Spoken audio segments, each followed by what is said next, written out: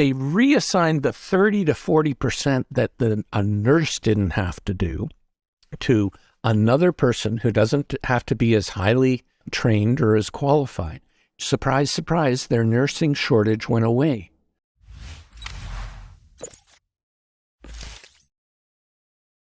So you started as a journalist working back when journalists used to get paid. You could be a job and it wasn't just a super hard thing to do. And then when did you transition from just being a journalist to having this personal brand? How did that develop? Well, a couple things happened. So first off, I wrote this book and it was a national bestseller. And then the moment it came out, well, even before it came out, people began calling me saying, hey, we want you to come speak at our conference and tell us what the best companies have in common on strategy or employee engagement. So I went on to the speaking circuit. This is more than 30 years ago. And then I ended up connecting with Stephen Covey, who wrote The 7 Habits of Highly Effective People. Powerful, powerful book. And I represented Stephen for 6 years, teaching the 7 habits. Then I brought out my second book, which was called The Learning Paradox. And when I published the first book, after it came out in 1990, IBM laid off 200,000 people worldwide, half its workforce. So I began to say, if not even the best companies can provide job security for people, what does create job security? And I came up with an answer which was learning, changing, and accepting uncertainty. And what we tend to fear most as adults is learning, changing, and uncertainty. And so I called that book The Learning Paradox. You can just see it right here with a baby on the cover, because our very job security is based on the things that many people fear the most. And then I've written a number of other books, but Blindsided came out, which looks at disruptive innovation. And so, for instance, right now, Tesla is worth more than 17 traditional car companies combined. That's head spinning. Or Uber is worth more than every taxi cab company in North America added together. And so while the taxi industry owns billions of dollars of assets in the form of cars and limousines, Uber doesn't own a single vehicle. And to me, that shows a widely distributed app is a huge multiplier on valuation. It also shows me the collapse of traditional business models where, you look at the asset base. Well, the assets aren't physical cars anymore. The assets are innovation and technology with a multiplier effect of having a widely distributed app. So the rules of the game are totally different.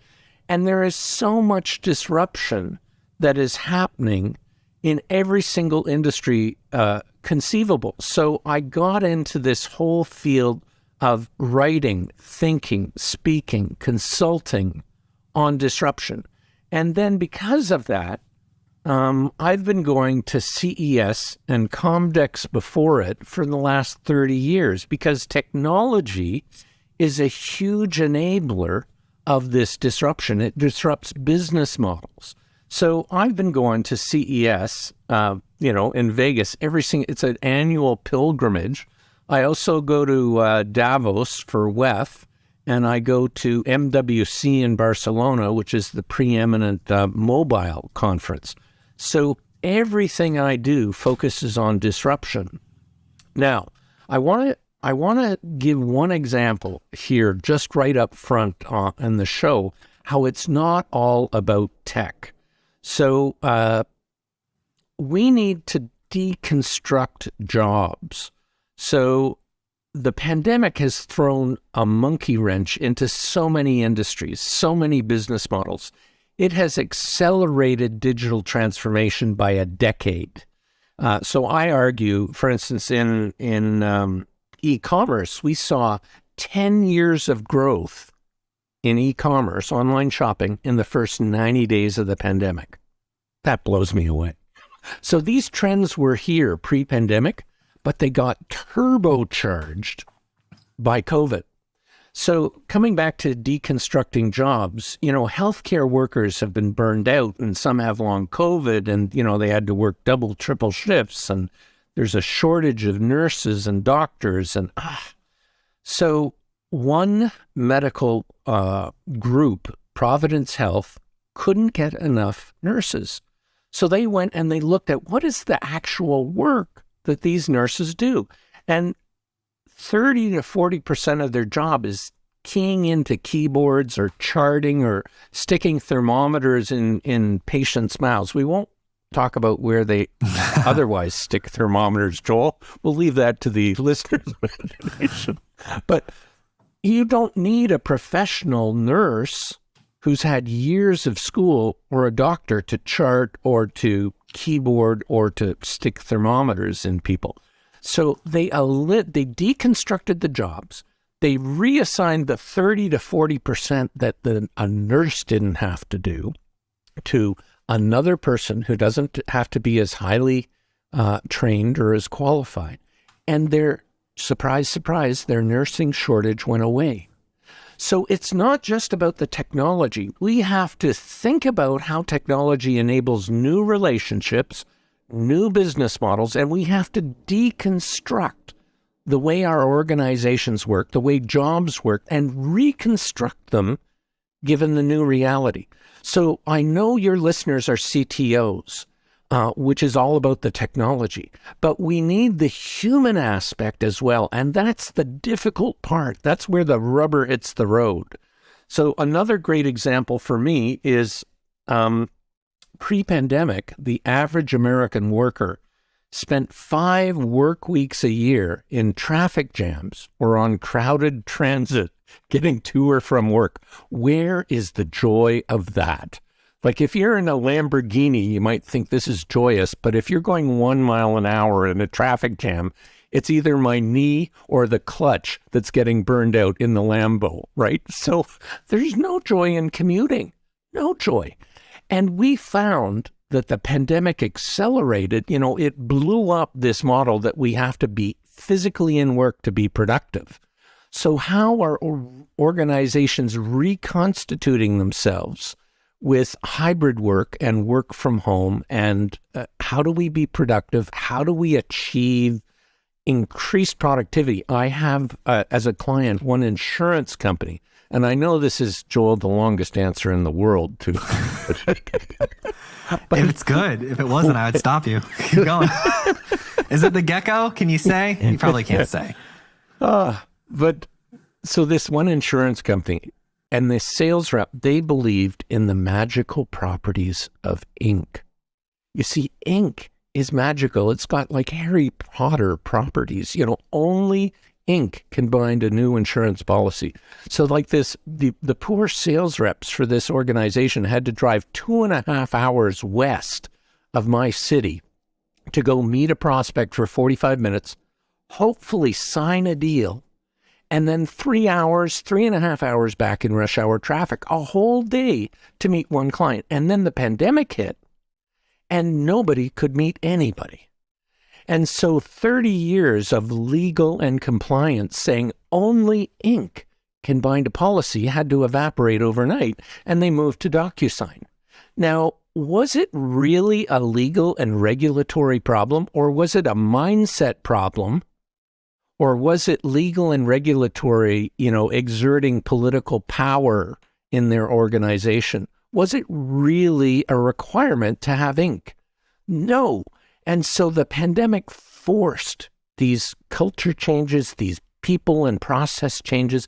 But that sales rep can now make 8 pitches a day, not 1 pitch a day. So his sales have actually increased.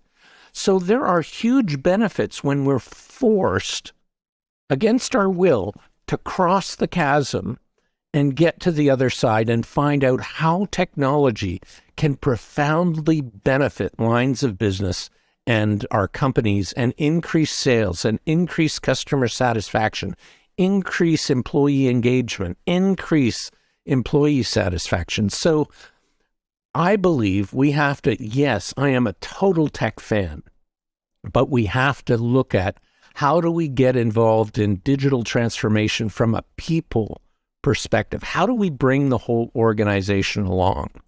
Or how do you do it? How do you do it? Yeah, that's You okay, can have that's your your water. question. You've got to answer that one. I'll share a quick story with you.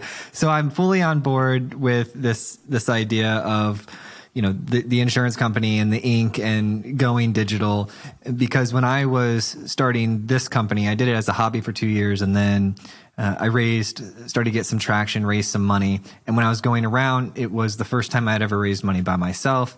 And I remember the group I closed the deal with, I was up in front of them talking, and they were probably average age 55, right? And they were asking me a bunch of questions, and then they said, "Hey, we noticed, in your P&L that you don't have any travel expenses. Like, how do you go get these deals? And tell me about that." And I said, "Oh, Zoom." And they looked at me like, "Well, what do you mean?" And I said, "Well, I meet with people on Zoom." They're like, "Well, so you meet people at a conference and then you do a Zoom call?" I was like, "No." I was like, "I just meet people on Zoom. Like, I meet them on Zoom. We do business on Zoom, and then they send us money." And and they were looking at me like I was like, money. That's exactly how easy it is, right? No, but we would do meetings. I send emails. I say, "Hey, you have this problem. We can talk about it." We get on a call, because we have an audience, right? You're familiar with this model. We've got an audience, a bunch of tech listeners. People want to get in front of the tech listeners. So we just say, "Hey, we have this audience. Do you have anything worthy of like news or something we can, work on together as a story?" And then sometimes they say yes. And then they, sponsor the show, and that's how it goes, right? That's how we generate most of our money. And so it was just an amazing moment. And I don't want to rag on them too hard. So Josh can decide if this makes into the episode, because I love them, and they're the best firm ever. Shout out to Florida Funders. They're the largest VC in Florida. But I remember that same time standing up in front of them, pitching them. They had asked me if I had been doing any radio advertising. And I said, "Well, what do you mean?" I was like, "Pandora or Spotify?" They're like, "No, like radio in the car." I said, "Oh, those still exist?" Because in my world, I have not been on cable or used I've been using Pandora and Netflix for media consumption for over 10 years. So this idea that I would use my car system for anything other than pairing to it and playing exactly what I want to hear through Pandora is foreign concept to me. I figured, because I saw iHeartRadio release apps and I saw everyone start to do this other stuff, I figured that the radio stuff had just maybe gone away or stopped, but it didn't. There's still radio stations, and they'll play ads a bunch and music, and people still listen to it. Sadly, my wife's one of those people. I'm sorry, Jim. I'm sorry. She likes the radio. Well, this really reminds me, who is closest to the future? The 65-year-old CEO who has his assistant print out all his emails for him to read, or the 18-year-old who's on Tinder? Who does all the strategic planning? Who is most disenfranchised from strategic planning? Is it any wonder we only get incremental change? So I don't want to be ageist. I don't want to suggest just because you have gray hair or no hair, you can't change the world. When he was CEO of General Electric, Jack Welch knew nothing about the internet. So he had the humility. Stephen Covey used to say the first virtue of leadership is humility. He had the humility to get some 20-somethings who came in every week and mentored him on the internet. It's called reverse mentoring. So the question to all the CTOs listening today, or C-suite or CXOs, would be, do you have a reverse mentor? Do you have some Gen Z who comes in every week and teaches you about what the cool new things are that they're using and how they're using them?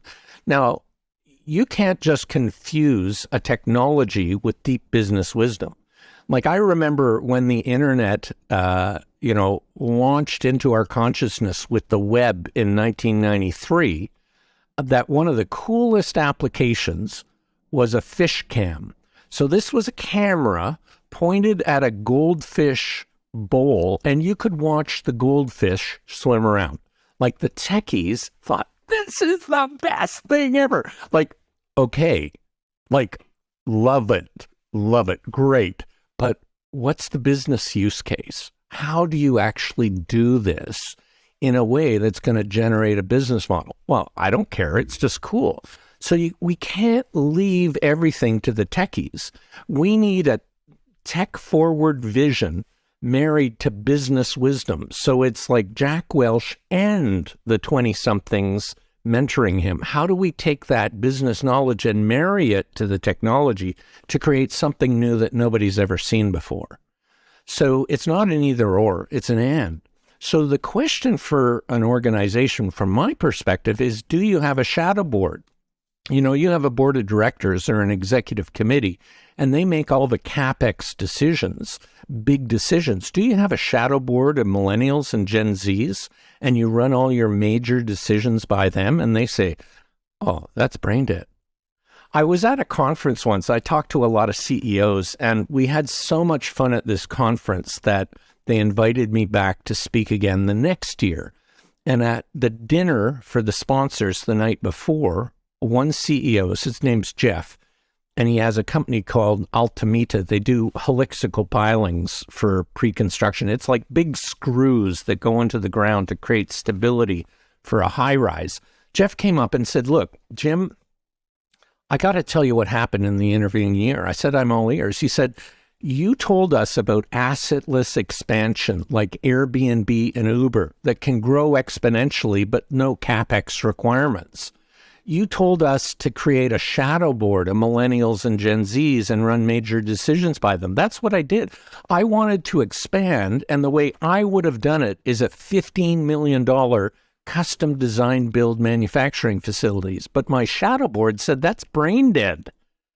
Why don't we just go find, and this, by the way, is pre-pandemic, why don't we just go find a facility that's overbuilt and rent it? So he did. He found a brand spanking new facility. The owners had overbuilt by more than 100% to allow for future expansion.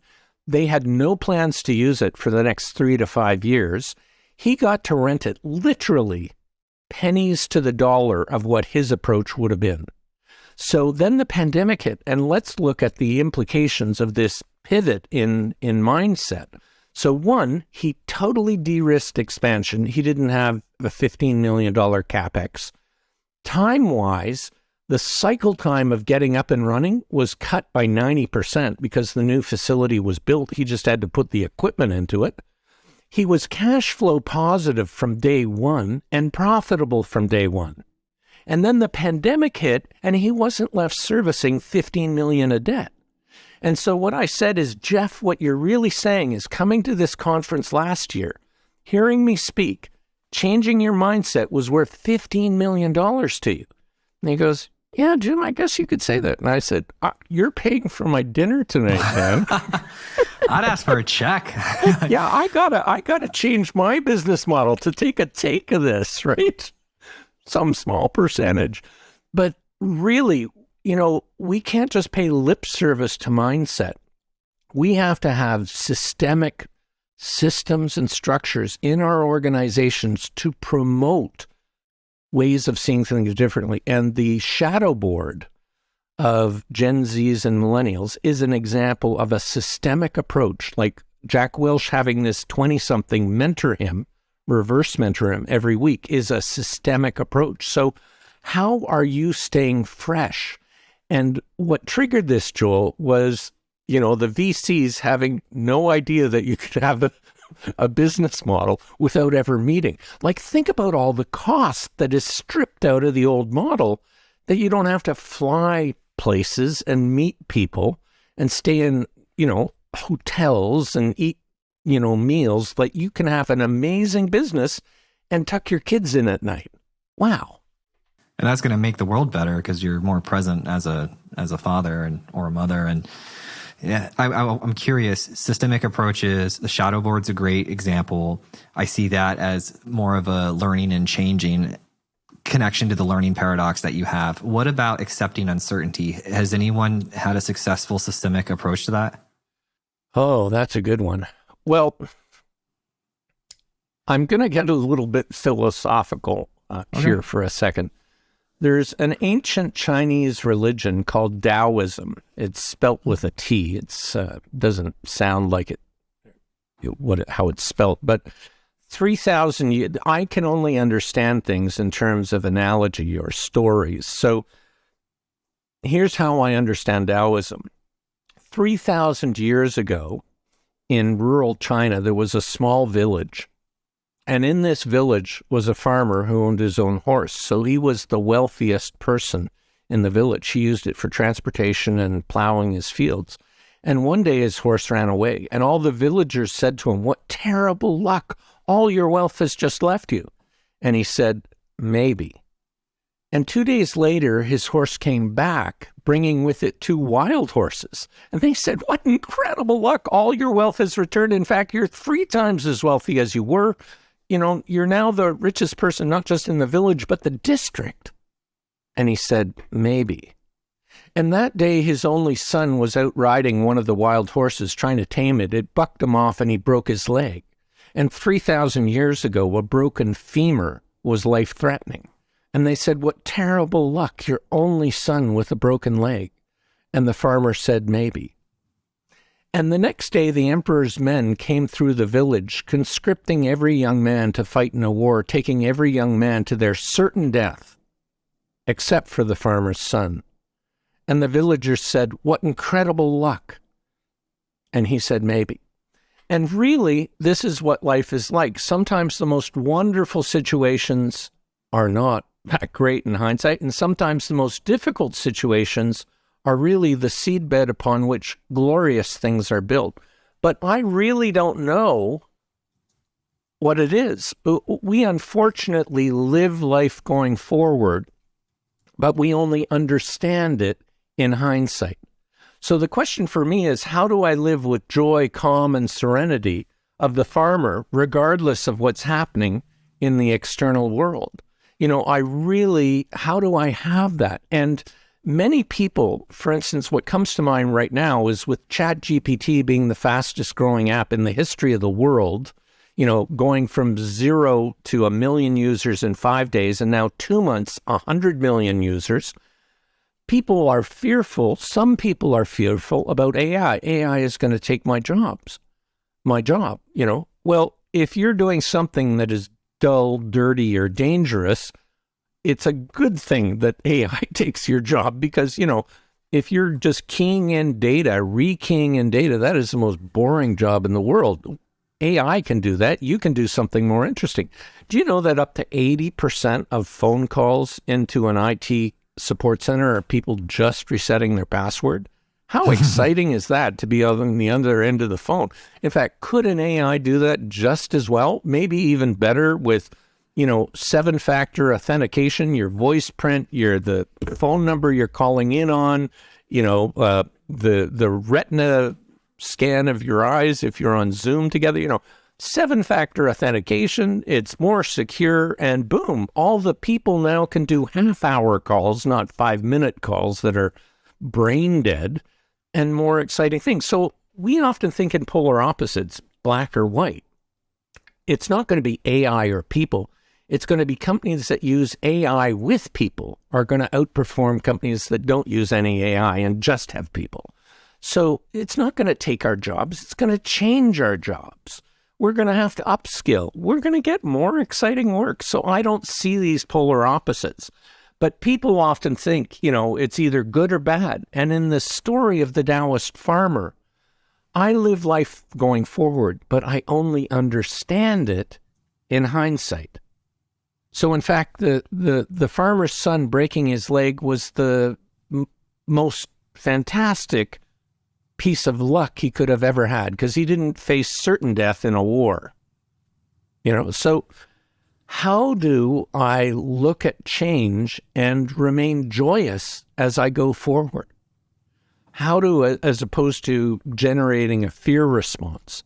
So how do we help organizations transition? And this is where we get back to that people part that we were talking about before.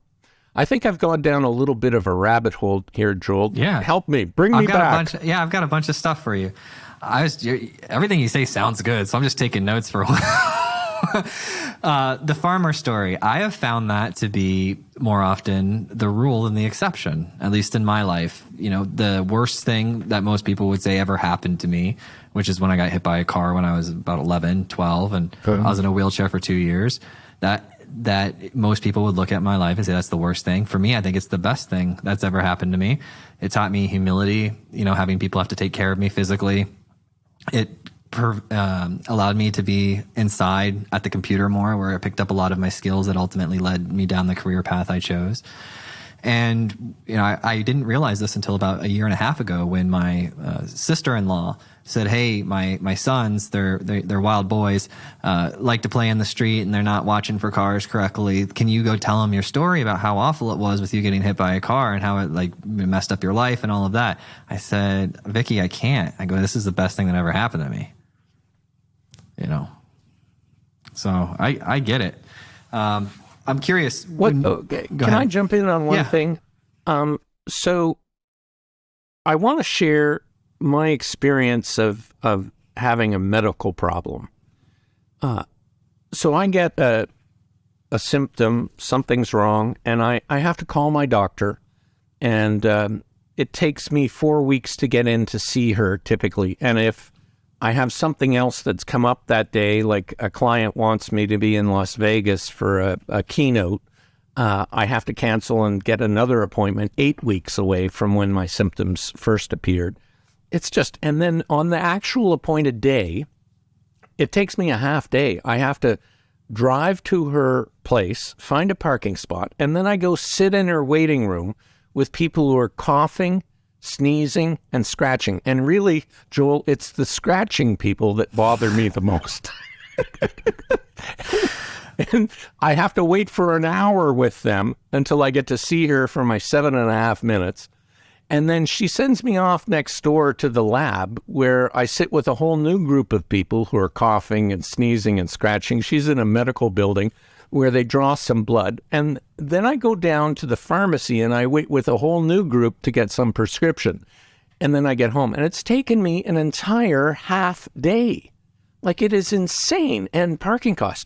But during the pandemic, it forced people to begin using telehealth, e-medicine. And in China, 50% of all medical visits during the pandemic were virtual by smartphone. And in the US, it's now 1 billion visits a year, according to McKinsey. So the pandemic forced us to change for the better. Because during the pandemic, I had some symptoms and I got an appointment that day, same day, for 15 minutes with a real doctor using video conferencing. Now, it was a proprietary system because there's all of security and blah, blah, blah, whatever. But I got to talk to him. And he assigned a set of tests which were sent to me. I physically printed out a requisition slip and I took it to a lab that's just a block away from my home, had the blood pulled. 2.5 days later, it's there online, the results. I get a new consultation with the doctor again, and boom, he prescribed something for me. And we've taken an 8-week cycle time and jammed it down to 2.5 days. And I walk to a pharmacy that's 1.5 blocks away from me. From a patient perspective, this is amazing. This is incredible.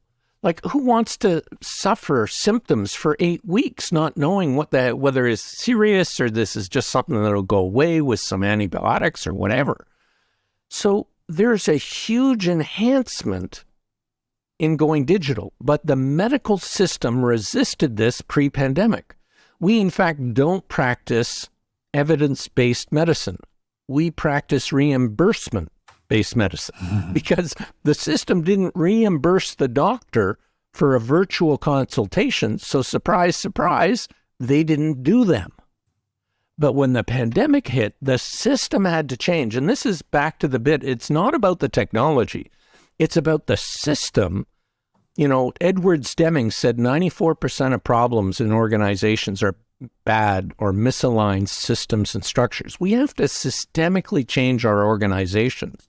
So if the doctor's not compensated for doing a virtual consult, don't be surprised they don't ever do them. So how do we align incentives with patient outcomes or patient experience? We'd call it user experience or UX or CX, so that we get the best outcomes so nobody thinks about my time. What's the opportunity cost of me taking a half day off to do something that would only take 15 minutes online? And now, if I have something really serious, maybe I want to see a doctor, or, certain things, you want the doctor to, feel my arm or something, whatever, or take an x-ray. But for a lot of things, we can do it this way. So how do we enhance our system, shorten wait times, eliminate backlogs using technology? Absolutely. Yeah. This is close to me because I have 2 physicians in my immediate family. And so, when they're not available, we'll use something like Teledoc, to get on there. But it's amazing to me how when that did happen, you start to realize that 80%, I'm just making that up, but 80% of the visits seem to be visits where that could be done online, right?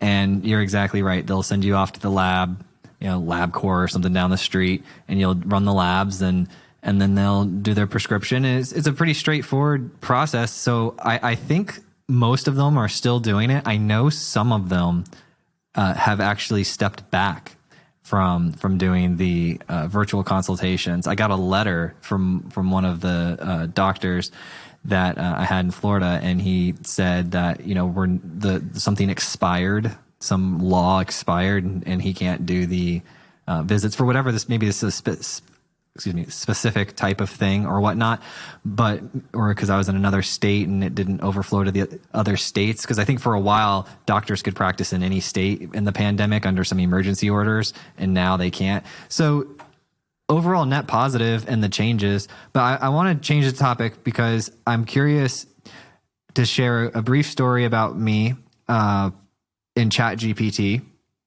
And how I was scared, and then how I stopped being scared because you spent your entire career in disruption and technology and uncertainty. And then I'm hoping you could give me some perspective to how I went about it. Is that okay? Sure. Love to hear it. So my background is, software engineering. And so I wasn't a stranger to language models, and I've seen that hanging around for a while. When I saw ChatGPT, at first I dismissed it. And then one night I was on YouTube and I saw somebody doing a tutorial of how they're doing this project with ChatGPT, going to help them writing some code. And I saw them interacting with it in a quick 2-minute video. And I said, get out of here. That can't be what it actually is, And so I started digging a little bit deeper, and I said, whoa, this is unbelievable. And I signed up for the trial or the free thing. And then I started talking to the ChatGPT, and I said, I got legitimately scared. But humans, when I get scared, I usually have a process of, okay, how do I reason about this? How do I understand it? And then leverage it to move forward, because I'm not the type to, stick my head in the ground. And it usually happens for me pretty quickly, but this time it took a week. And the way I came back from it is I tried to extract some principles to not be so scared, because I saw the deep fakes. I saw the ability to replicate voice perfectly through text. And I was trying to think of what could put me out of business, right? And it seems like all the technology, or at least the beginnings of all of it, are there.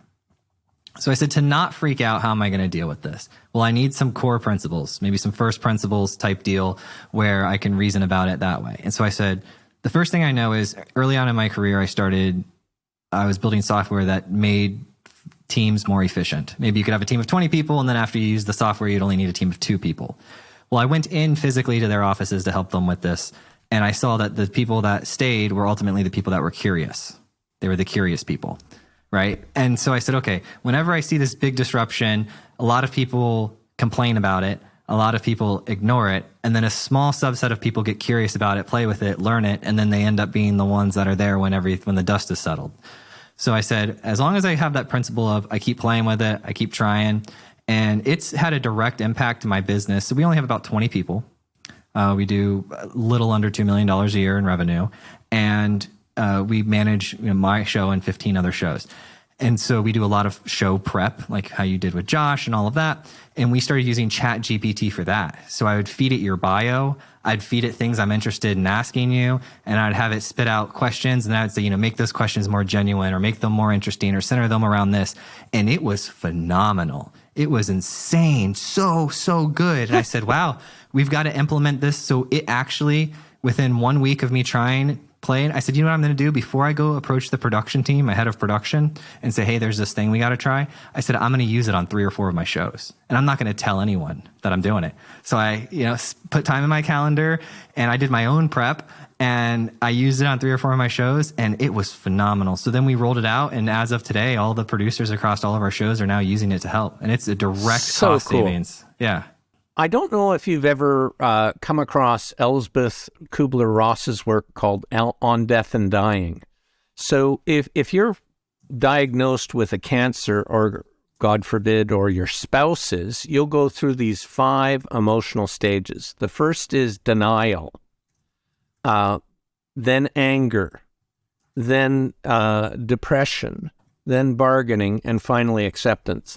And I love to use this as an example. So when Napster came out, Recording Industry Association executives from the big labels said, and tell me what stage you think they're at.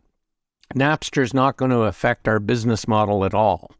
Where are they? Denial. Absolutely. Yeah. These kids are pirates. That's anger. Like, I don't know about you, Joel, but when I was a kid, we called it making tapes. Like, you would sit at the end of the year on December 31st on the year-end review of music for a radio station, because we talked about radio, and you'd have a cassette in the player with record, play, and pause, and you'd hear the song. We were human Shazams back then, and you'd take, I like this one. So you'd take the pause off and you'd record the song. And we called it making tapes. Kids have always engaged in this behavior because they have a lot of time and they have no money. So this was just the modern version of making tapes.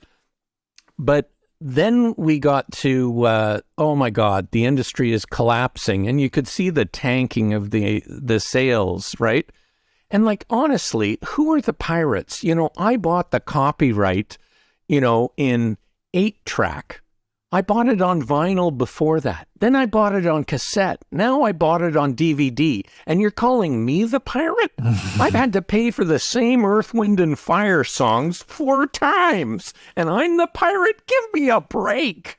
So the bargaining stage was them saying, okay, you can download this song, but you can only play it on the device you downloaded it on. That's like saying you can buy a CD, but you can only play it on the car. You can't play it at home or up at the cottage or while you're traveling. You can only listen to it in the car. Like, that's idiotic. But that was the bargaining, and finally acceptance. So my question around disruption is, why was it Apple that reinvented the business model and took a huge swath of value out of the industry? The industry was incapable of reinventing itself. So they gave the industry to Apple, which makes, literally, this is a Dr. Evil moment, billions of dollars every year. That works for you. If you guys aren't listening, go watch the YouTube. Billions of dollars to Apple, right? So this is a human response to any profound change, these 5 stages of death and dying. And so if you feel your business model is threatened, just like if you feel your spouse has been diagnosed with cancer, you go through these stages, and the first 4 stages paralyze you from constructive response. It's only in the final stage that you can do it. But the recording industry never got to that point before Apple did. They were years in court trying to sue individuals who downloaded MP3s. Like, I loved Napster. I loved Kazaa. All of them. Man, they were amazing. Yeah. I found new music. Like, Shazam was a religious experience when it came along. These are the kinds of innovations that tech enables that they were unwilling to embrace. but a company like Apple was willing to embrace, which leads to a fascinating insight. Disruption typically comes from outside the industry. The industry incumbents have what you could call paradigm paralysis. This is the way we've always done it. This is the de facto standard of how you run a record business. Well, I don't know if you've ever seen, I might pronounce her name incorrectly, Kawhi, Kawhi. She's a one-woman show of music. Oh my God, beautiful work. But she basically can create a song using a looping machine, a keyboard. She's incredible. The other one is Mark Robile. I might be pronouncing his name wrong, but if you go Google them, the two of them have exquisite music, and they're one-person shows. And they've changed the business model. They allow fans to subscribe or donate to them, and they travel and they do shows. But really, they can do everything from a living room, or there's a great Kawe where she does a cover of one of Michael Jackson's songs, sitting on her bed with her two dogs, sitting beside her. She's just incredible. I see Josh coming in. Are you going to play one of them, Josh? Can you guys hear that? I think he's going to show us.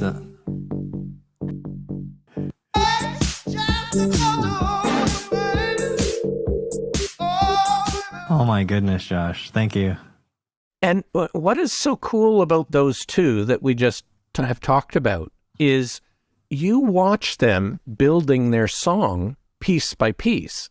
And so you watch Kawi do one loop, and then, okay, that's locked in. And then she harmonizes with herself and locks that in, and that's the chorus. And then she goes to build some more pieces with the keyboard or the drum machine, locks that in, and then she sings the song. And you just go, oh my God, she just built a Michael Jackson, The Way You Make Me Feel song in real time during the song. And it didn't require a studio that was $1 million+ with a team of audio engineers, with a bunch of, managers and, agents and all of that. Think about, any major band recording, the visual we see in movies and stuff back in the 60s. It was this huge deal with these monster machines and tapes and tracks. And now they can just do it right on their phone or their, MIDI keyboard thing. And she is absolutely brilliant, and so is he. So this has changed the economic model, of course, of the recording industry, because if you are passionate about something, which they both are, you can pursue your dream, and as people learn about you, they will support you because they love your music, whether that's coming to a physical show, which we couldn't do during the pandemic, or just watching online. So these shifted business models were perfectly aligned and set up for the pandemic to hit. Back to our thesis at the top of the hour, that the pandemic turbocharged change. We've had 10 years of change in just 3 years. So how these trends existed pre-pandemic, and the genie's never going to go back into the bottle. Well, let's talk about that, because I want your opinion on this. The genie going back into the bottle. UK just read an article last night. UK is trying to ban generative AI models like ChatGPT. Now, I think they're in stage 2, which is aggression or anger, because at first maybe denial, then they introduced this legislation. I don't know what's going to happen. I just read the headline and maybe the sub paragraph that they're introducing legislation to ban AI generative models like ChatGPT. Have you seen that yet? Because I think it just came out yesterday. So I haven't seen that yet, but one of the people I follow is Cathie Wood, who is she's on Wall Street. She's a brilliant advisor. ARK Investments or something like that. ARK, and her primary fund is ARKK. And I hold ARK funds, and I think 2020, her fund was the best performing fund of any fund. And then in 2022, it was the worst performing fund of any fund because as inflation went up, her everything tech-oriented and disruptive went down. But this year, now with 2023, she's back to 29% return in January. She's a big bull on Tesla. I'm a big bull on Tesla. And let me tell you, at the start of January, I loaded up on Tesla. When it was at a PE of 30, oh my God, I bought as much Tesla as I could. So, and I've seen like 100% return in 30 days. So it's not bad for an annualized return, 100% for 30 days. But the point of ARC and the point of Kathy is she just released her new study with her brilliant analyst team called Big Ideas 2023. And in it, she looks at coding and AI. And the bull case that they come up with for coding is a 10x increase in productivity for coding by 2023 using AI.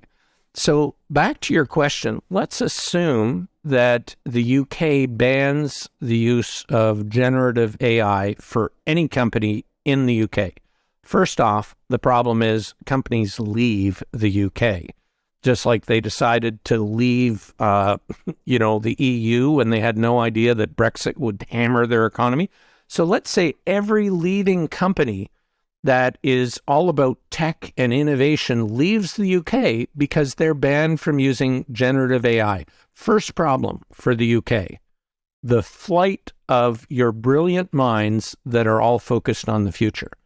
Second problem, imagine every other company in the EU, country in the EU allows for generative AI, and people who are engaged in coding can use AI, and every one of those companies experiences a 10x increase in productivity by 2030 because it's people plus AI using like most enhanced tools.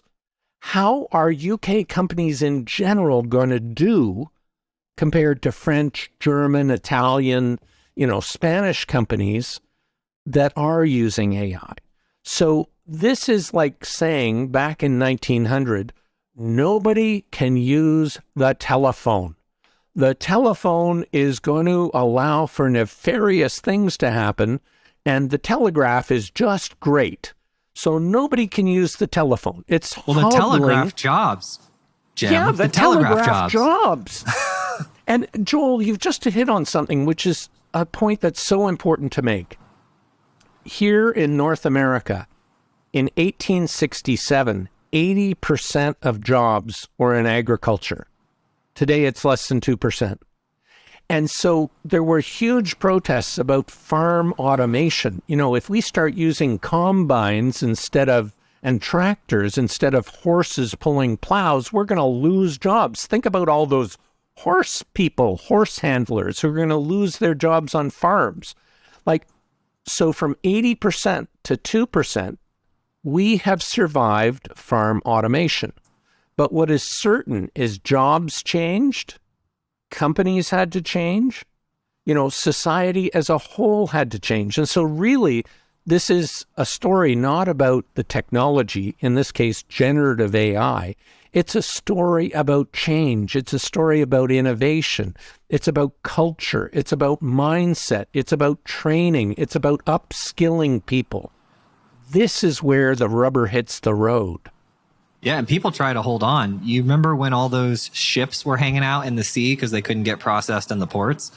Well, after about the third week of me seeing this on the news, I said, let's do a special on this. So I started interviewing different technologists that understood all of this world. And here's what I found. The unions in these ports don't allow the technology for the port to be automated. The port could be fully automated, like 99% automated with all the cranes doing everything, taking it off the ships. But the unions had prevented these technologies from being implemented to keep the union workers' jobs. And then that created this massive problem. Meanwhile, you got all these other countries who have just fully automated their ports and they're not having these problems. Exactly. So this is an example where mindset or culture or historical relationships actually hobble an entire nation. because then it's not just the ports that are a problem. It's all the retailers who are depending on inventory. It's the automakers who now can't assemble. Do you know that there are tens of thousands of Ford F-150s sitting on a lot because they're missing a 1-inch semiconductor? You can't sell your $75,000 truck because you don't have the semiconductor that makes the windshield wipers work, right? So, boom. Now, how does rethinking and innovating look? And what lesson can we learn from this logistic and supply chain nightmare? Well, the average gas car has 2,000 moving parts. The average Tesla has 20.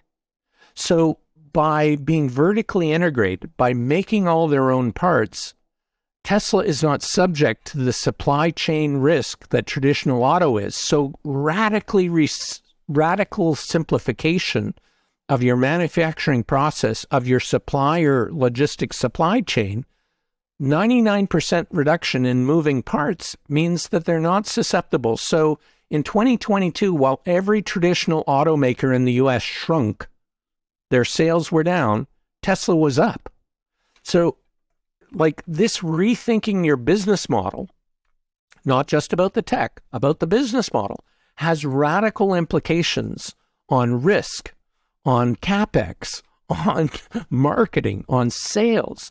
And we have to rethink these things because there are all these legacy problems like the unions in ports.